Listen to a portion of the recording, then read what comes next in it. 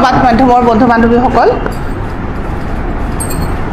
বৰ্তমান সময়ত এই নিৰ্বাচনৰ এক ব্যস্ততাপূৰ্ণ সময়ত ভাৰতবৰ্ষত বিশেষত এটা চৰ্চিত বিষয় হৈছে কোভিড ভ্যাকচিন।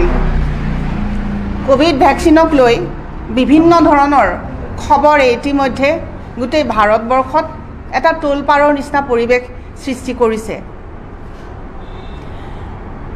যিটো সময়ত আমি আজিৰ পৰা 2 বছৰ আগতে এক সন্ত্ৰাসিত সময় আছিল, সেই সন্ত্ৰাসিত সময়খিনি কি জানি আকৌ যেন আমাৰ মাজলৈ ঘূৰি আহিছে, আমি তেনেকুৱা অনুভৱ কৰিছোঁ। এতিয়া কথা হ'ল কি যে যিটো সময়ত কোভিড নামৰ এই বেমাৰবিধে গোটেই পৃথিৱীক চানি ধৰিছিল, সেইটো সময়ত ভাৰতবৰ্ষতো এই বেমাৰটোৰ প্ৰাদুৰ্ভাৱ ঘটিছিলে আৰু সেই সময়ত প্ৰায় 88% মানুহে 88% মানুহে ভাৰতবৰ্ষত কোভিড ভ্যাকচিন লৈছিল আৰু প্ৰায় 95% সক্ষম ব্যক্তি যিসকলে কোভিড ল'বৰ কাৰণে সক্ষম শাৰীৰিকভাৱে সেই সকল লোককো কোভিড ভ্যাকচিন দিয়া হৈছিল। কথাটো যদি ইমানতে শেষ হ'লহেঁতেন তেনেহ'লে ক'বলগীয়া আমাৰ একোৱেই নাছিলে। কিন্তু আজি এই পৰিস্থিতিত আমি দেখিবলৈ পাইছোঁ যে বিভিন্ন খবৰ আমি শুনিবলৈ পাইছোঁ যে যি ভ্যাকচিন আমাৰ গাত প্ৰয়োগ কৰা হৈছিল সেই ভ্যাকচিনৰ ফলত বহু মানুহৰ বহু বিসংগতিয়ে দেখা দিয়া বুলি আমি সংবাদ মাধ্যম যোগে শুনিবলৈ পাইছোঁ। আৰু তাৰ ফলত আজি মানুহৰ মাজত পুনৰাই আকৌ ত্ৰাসৰ সৃষ্টি হৈছে। হয়তো এনেকুৱা এটা পৰিস্থিতি আকৌ আহিব পাৰে যে এই মানুহখিনি এতিয়া ভয়ত হয়তো আকৌ বেলেগ ধৰণে কোনোবা মৃত্যু মুখত পৰিব পাৰে, যে কোভিড ভ্যাকচিনটো লোৱাৰ ফলত বিভিন্ন ধৰণৰ শাৰীৰিক বিসংগতি, শৰীৰৰ বিভিন্ন ৰোগ, এই ধৰণৰ ৰোগৰ আবিৰ্ভাৱ হৈ থকা বুলি বৰ্তমান চৰ্চিত হৈছে।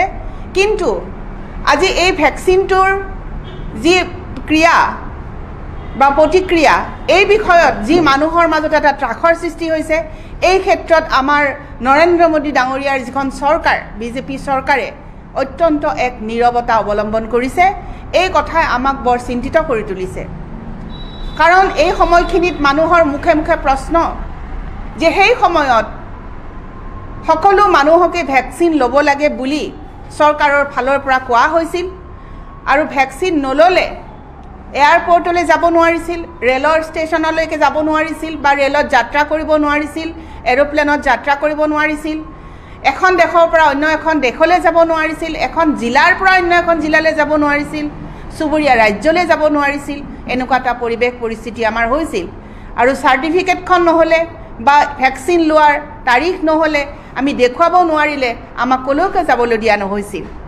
অন্য হাতেদি যিসকল ব্যক্তিয়ে ভয় খাইছিলে ভ্যাকচিন ল'বলৈ, সেই সকল ব্যক্তিক ধৰি আনি আমি সংবাদ মাধ্যমৰ যোগে দেখিছিলোঁ যে মাৰপিট পৰ্যন্ত কৰা হৈছিলে, ৰ'দত বহুৱাই থোৱা হৈছিলে, বিভিন্ন ধৰণৰ ভয় দেখুৱাই, ভাবুকি দেখুৱাই তেওঁলোকে ভ্যাকচিন ল'বলৈ বাধ্য কৰাইছিল বা ভ্যাকচিন দিছিলে। কিন্তু সেইখিনিতে কথাখিনি শেষ নহ'লগৈ। এতিয়া আকৌ নতুন এটা পৰিৱেশ সৃষ্টি হৈছে যে যিবিধ ভ্যাকচিন আমাৰ শৰীৰত প্ৰয়োগ কৰা হ'ল, দুবিধ আছিলে, কোভাক্সিন আৰু কোভিচিল্ড। এই কোভাক্সিন আৰু কোভিচিল্ডক লৈ পেলাই এতিয়া সাংঘাতিক ধৰণে এটা বিতৰ্ক সৃষ্টি হৈছে। এই ক্ষেত্ৰত আমি চৰকাৰৰ পৰা এটা স্পষ্ট তেওঁলোকৰ এটা মতামত বিচাৰিছোঁ যে এই যে কোভিচিল্ডক লৈ যিটো এটা প্ৰচাৰ হৈ আছে, এই প্ৰচাৰটো প্ৰকৃততে বাৰু সত্য নেকি? যদি প্ৰকৃততে সত্য নহয় তেনেহ'লে চৰকাৰে এই বিষয়ত কিয় এতিয়ালৈকে মৌনতা অৱলম্বন কৰিছে? যিটো সময়ত ভ্যাকচিন নলওঁতে চৰকাৰে মানুহক ভ্যাকচিন ল'বলৈ প্ৰধানমন্ত্ৰী নৰেন্দ্ৰ মোদী ডাঙৰীয়াই টেলিভিশ্যনৰ যোগেৰে সমগ্ৰ ভাৰতবাসী ৰাইজক অনুৰোধ জনাইছিলে ভ্যাকচিন ল'বলৈ, কিন্তু আজি যেতিয়া মানুহখিনি ভয় খাইছে তেতিয়া তেওঁলোকে নীৰৱতা অৱলম্বন কৰিছে। ইয়াৰ অন্তৰালত কি কথা আছে সেই কথা আমি আম আদমি পাৰ্টিয়ে এই সংবাদমেলৰ যোগেৰে সমগ্ৰ ভাৰতবাসী, সমগ্ৰ অসমবাসী আমি জানিবলৈ বিচাৰিছোঁ যে প্ৰকৃততে যদি কোভিচিল্ডৰ লগত কিবা তেনেকুৱা ধৰণৰ কথা জড়িত হৈ আছে তেনেহ'লে সেই কথা চৰকাৰৰ তৰফৰ পৰা স্পষ্ট কৰিব লাগে।